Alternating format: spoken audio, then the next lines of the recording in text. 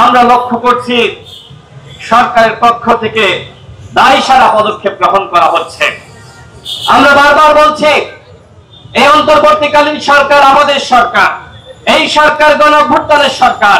গণঅভ্যুত্থানের অন্যতম নায়ক নূর, যারা রক্ত দিয়ে, যারা সংগ্রাম করে, যারা ঝুঁকি নিয়ে এই সরকার গঠন করলো, তারাই যদি এই সরকারের আমলে নিরাপত্তা না পায়, তাহলে সাধারণ জনগণ তারা কি অন্তর্বর্তীকালীন সরকারের আমলে নিরাপদ?